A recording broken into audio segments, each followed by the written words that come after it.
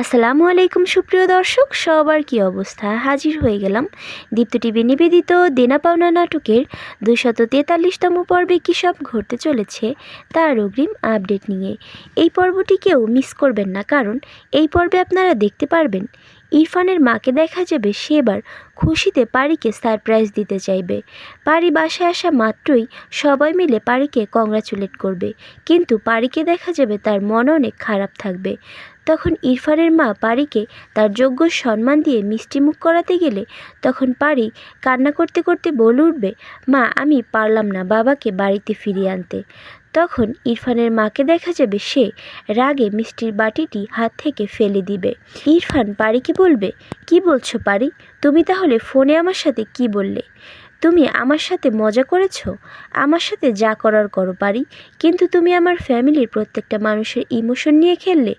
এই বলে সে পারিকে ভুল বুঝতে থাকবে।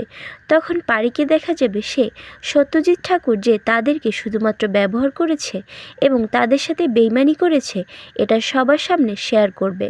তখন সিন ফ্ল্যাশব্যাকে নিয়ে দেখানো হবে যে পারি ইন্টারনেটে দেখতে পাবে যে ইন্টারন্যাশনাল ফেস্টিভ্যালে সত্যজিৎ ঠাকুর 5টি ইউনিক ডিজাইনে সিলেক্ট হওয়ার কারণে 10 কোটি টাকা জিতবে এবং তার পরপরই পারিদের সাথে সকল কন্ট্যাক্ট অফ করে ফেলবে।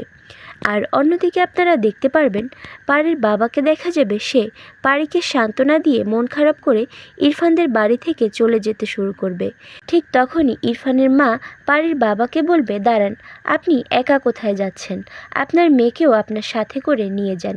এই বাড়িতে তার আর কোনো দরকার নেই। শুধু এই বাড়িতে না, ইরফানের জীবনেও তার আর কোনো জায়গা নেই।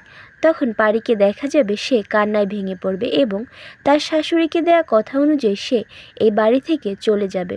আর এছাড়াও থাকছে আশ্চর্য সকল ঘটনা।